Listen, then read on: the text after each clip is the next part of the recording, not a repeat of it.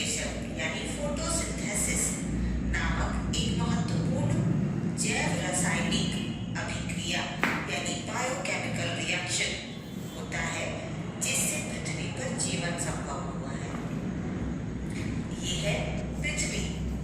आपको पता ही है कि इसे नीला ग्रह भी कहते हैं। पृथ्वी सूर्य से दूरी के क्रम में तीसरे नंबर पर आती है। पृथ्वी और सूर्य के बीच में दो और ग्रह आते हैं। जो पृथ्वी से सबसे पास है वो शुक्र, और जो सूर्य के सबसे पास है वो बुध, यानी सूर्य फिर बुध फिर शुक्र और तब जाके तीसरे नंबर पर पृथ्वी आती है। पृथ्वी एकमात्र ऐसा ग्रह है जिस पर जीवन है। इसका प्राकृतिक उपग्रह यानी जो नेचुरल सैटेलाइट है वह है चंद्रमा। पृथ्वी अपने एक्सिस पर यानी अक्ष पर 23.5 डिग्री झुकी हुई है। यह सूर्य की परिक्रमा करती है। अब ये जो सबसे छोटा और सबसे चमकीला है यह है चंद्रमा। यह हमने आपको बताया कि यह पृथ्वी का प्राकृतिक उपग्रह है। अब पहला सवाल यह उठता है कि उपग्रह किसे कहते हैं? तो बच्चों, वो आकाशीय पिंड जो किसी ग्रह की परिक्रमा करते हैं उपग्रह कहलाते हैं। ये एक निश्चित कक्षा में और एक निश्चित वेग में किसी पिंड की परिक्रमा करते हैं।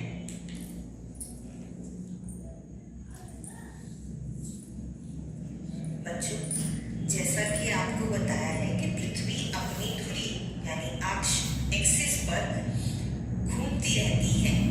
यह तब भी घूमती है जब पृथ्वी सूर्य की परिक्रमा करती है, यानी पृथ्वी सूर्य की परिक्रमा करती रहती है और उसी समय जो चंद्रमा है वो पृथ्वी की परिक्रमा करता है। अच्छी बात यह है कि पृथ्वी और चंद्रमा दोनों पश्चिम से पूर्व की ओर भ्रमण करते हैं। कि जो परिक्रमा की दिशा है वो पश्चिम से पूर्व की ओर है, यानी एंटी क्लॉकवाइज। अब हम सबसे पहले ये समझेंगे कि पृथ्वी पर दिन और रात कैसे होती है। आपको बता दें कि पृथ्वी जब अपने अक्ष पर, अपनी एक्सिस पर जब घूर्णन करती है, उसे घूर्णन करना कहते हैं। जब घूर्णन करती है तो उसे इस घूर्णन को एक चक्र पूरा करने में 23 घंटे 56 मिनट और 4 सेकंड का समय लगता है। तो बच्चों, इस 23 घंटे 56 मिनट और 4 सेकंड में पृथ्वी का जो भाग सूर्य के सामने पड़ता है, जिस पर सूर्य की रोशनी पड़ती है, वहां पर दिन होता है। आप देखो, यहाँ पर रोशनी पड़ रही है तो यहाँ जो भी देश होगा वहां पर इस समय दिन होगा, और इसकी उल्टी साइड जिधर सूर्य की रोशनी नहीं पहुंच रही है, जिधर आपको अंधेरा दिखाई दे रहा है, उधर रात होगी। तो ये तो बहुत ही आसान है बच्चों। ये तो हमें लगता है आपको समझ में आ गया होगा कि पृथ्वी का वो भाग जो सूर्य के सामने रहता है वहां दिन, और जो पीछे रहता है वहां पे रात होती है।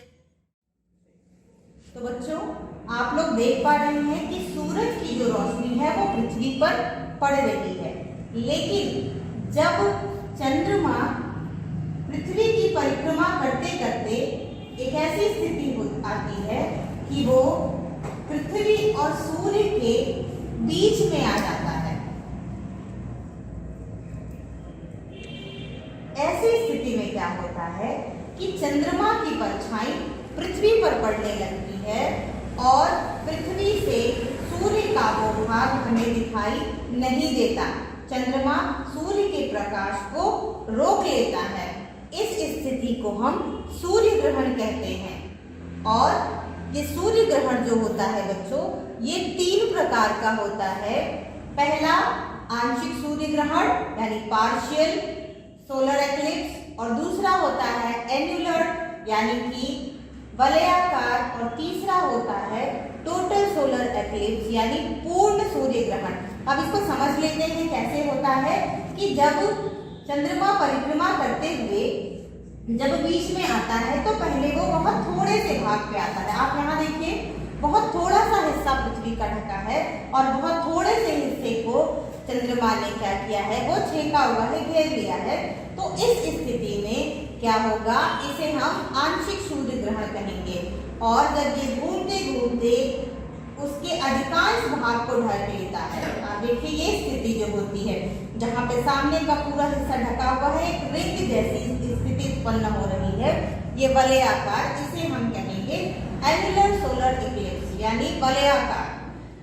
तीसरी स्थिति होती है जब पूरा हिस्सा, पूरा प्रकाश छुप जाता है और पृथ्वी से सूर्य बिल्कुल भी नहीं दिखाई देता है, तो ऐसी स्थिति को हम पूर्ण सूर्य ग्रहण कहते हैं।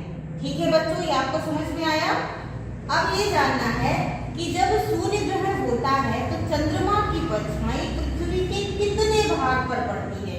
तो ये जो भाग है, जो अंधेरा है, जिसको चंद्रमा ने ढका है अपनी परछाई से, ये पूरा जो भाग है वो लगभग 50 किलोमीटर का एरिया होता है। बच्चों, ये जो सूर्य ग्रहण होता है इसका समय अधिकतम 7 मिनट 8 सेकंड या 6 सेकंड ऐसे ही होता है। सूर्य ग्रहण बहुत कम समय के लिए लगता है। क्यों? क्योंकि आप देखो, जब चंद्रमा, क्योंकि आपको पता है चंद्रमा परिक्रमा कर रहा है पृथ्वी की, तो एक ऐसी, और पृथ्वी भी घूम रही है, तो जब बीच में आया उसके बहुत जल्दी ही फिर वो जब घूमने लगता है, परिक्रमा करने लगता है, तो बहुत ही जल्दी क्या होता है, देखो ये हट गया, चंद्रमा हट गया और सूर्य का प्रकाश तुरंत पृथ्वी पर पड़ने लगा। तो इस कारण ये जो सूर्य ग्रहण होता है ये बहुत लंबे समय के लिए नहीं हो पाता है। ठीक है, सूर्य ग्रहण का अधिकतम समय जो है वो 7 मिनट 8 सेकंड लगभग इतना ही होता है। ठीक है बच्चों, तो अब हम लोग देखेंगे कि चंद्र ग्रहण यानी लूनर एक्लिप्स कैसे लगता है। तो बच्चों, जब चंद्रमा पृथ्वी की परिक्रमा करते करते इधर आ जाता है, दूसरी तरफ पृथ्वी के और सूर्य के पीछे के भाग में आ जाता है, तो ऐसी स्थिति में क्या होता है कि क्योंकि आपको पता है कि चंद्रमा का खुद का कोई प्रकाश नहीं है, वो सूर्य के प्रकाश से ही चमकता है। तो जब पृथ्वी बीच में आ जाती है तो सूर्य का ये जो प्रकाश है वो चंद्रमा तक नहीं पहुंच पाता। तो ऐसी स्थिति में क्या है कि हमें चंद्रमा दिखाई नहीं देता। इस स्थिति को हम लोग चंद्र ग्रहण कहते हैं।